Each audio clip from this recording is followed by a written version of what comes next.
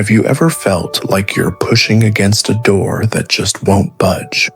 You're praying, you're working, you're believing, but nothing seems to move forward.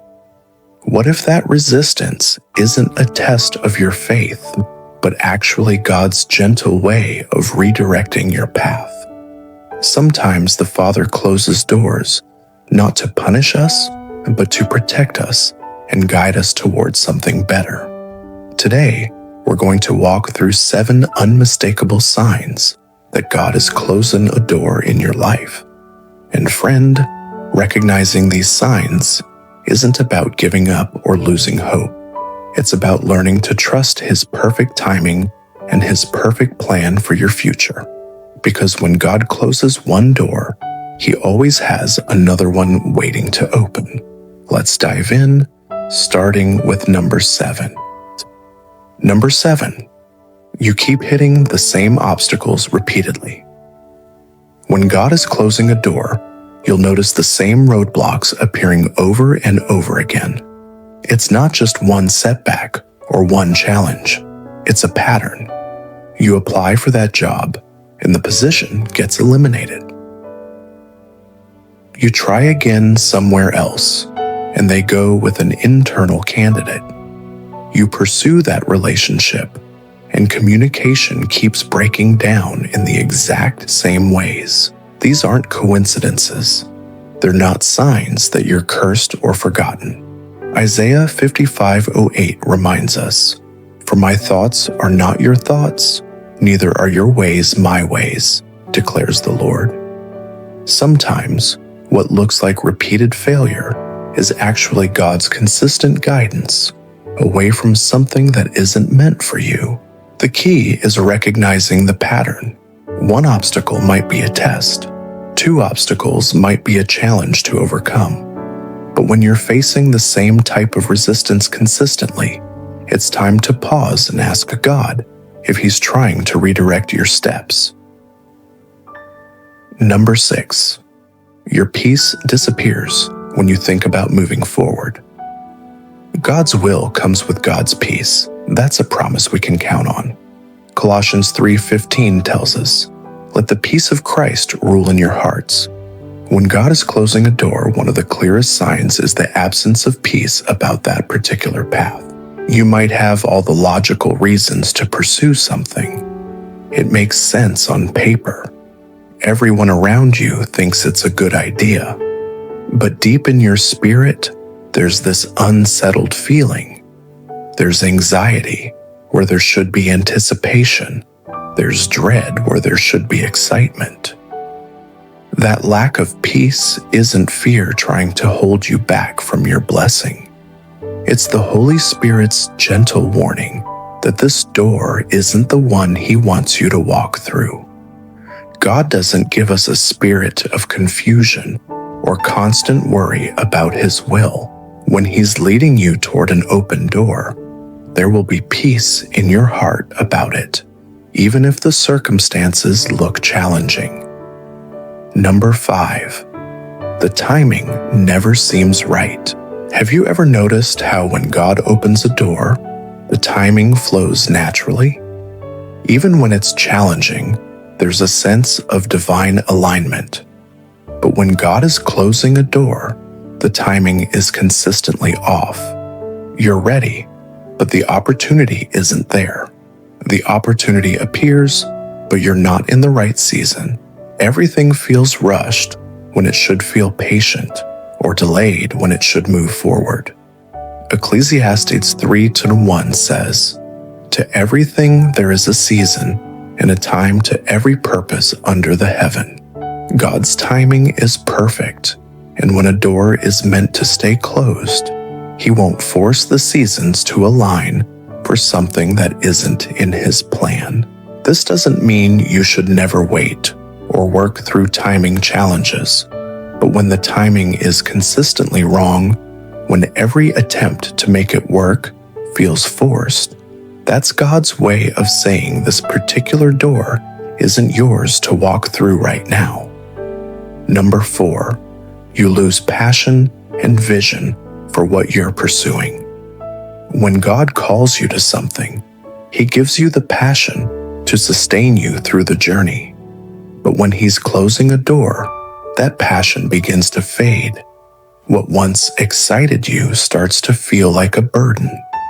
What once felt like calling starts to feel like obligation. This isn't about temporary discouragement or normal seasons of feeling tired. This is about a fundamental shift in your heart towards something you once felt called to pursue. Psalm 37:4 promises, "Delight yourself in the Lord, and He will give you the desires of your heart." When God is leading you, He sustains the desire. When He's redirecting you, that desire naturally begins to shift toward where He wants you to go. If you've lost your vision for something you once felt passionate about, don't force yourself to keep pushing forward just because you announced it or because others expect it. Sometimes, the fading of passion is God's gentle way of preparing your heart for a new direction. Number 3, the doors that do open lead to confusion and complication. Sometimes God doesn't slam a door shut immediately. Instead, He allows you to walk through it just enough to show you it's not where you belong. When God is closing a door, the opportunities that do come your way will often create more problems than they solve. You get the job offer, but the contract has impossible terms. You start the relationship, but red flags appear immediately. You move to the new city, but nothing falls into place the way it should. It's like trying to fit a square peg into a round hole. Everything requires excessive force and creates unnecessary friction. 1 Corinthians 14:33 tells us, "For God is not the author of confusion, but of peace." When you're walking in God's will, there's a flow to things. Yes, there will be challenges, but there's also a sense of divine order. When every step forward creates chaos and complication, that's often God showing you this path isn't meant for you. Don't mistake this for the normal difficulties that come with any worthwhile pursuit. This is when simple things become unnecessarily complex, when what should bring clarity only brings more questions. Number 2, wise counsel consistently points you away from that path. God often speaks through the people He's placed in our lives. When He's closing a door, He'll use godly counselors to confirm what He's already been showing you. Proverbs 27:17 says, "As iron sharpens iron, so one person sharpens another." If multiple people you trust and respect are expressing concerns about your direction, don't dismiss their words as negativity or lack of vision. When your pastor, your mentor, your spouse, and your closest friends are all sensing something isn't right about a particular path, that's not coincidence. That's God using His people to help guide your steps. The key word here is wise counsel. Not everyone's opinion matters equally. But when the people who know you best, who pray for you regularly, and who have demonstrated wisdom in their own lives, are consistently pointing you in a different direction, pay attention. God doesn't usually speak in isolation. He confirms His will through multiple channels, and godly counsel is one of His primary ways of guiding His children. Number 1, your prayers about it feel like they hit a ceiling. This might be the most telling sign of all. When God is closing a door, your prayers about that specific situation will feel different. There's a heaviness, a sense that your words aren't reaching heaven the way they usually do. You're not losing your connection with God overall. Your other prayers flow freely. You feel His presence in worship, in reading His Word, in your daily relationship with Him. But when you pray about that particular door, that specific opportunity or relationship, something feels blocked. Psalm 66:18 reminds us, "If I had cherished sin in my heart, the Lord would not have listened." But this isn't about unconfessed sin. This is about God gently showing you that what you're asking for isn't what He has planned. Sometimes you'll even find yourself unable to pray about it with the same intensity you once had. The burden lifts not because you've given up, but because God is lifting it from you. He's preparing your heart to release what you've been holding on to so tightly. When your prayers about something consistently feel forced or empty, when you can't seem to find the words or the faith to keep asking, that might be God's way of saying, "Stop pushing on this door, my child. I have something better planned for you." Remember, recognizing these signs isn't about becoming passive or giving up at the first sign of difficulty. It's about developing spiritual discernment to know when God is redirecting your path for your good and His glory. Friend, if you've recognized any of these 7 signs in your own life, take heart.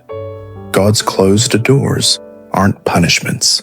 They're His loving protection and perfect guidance.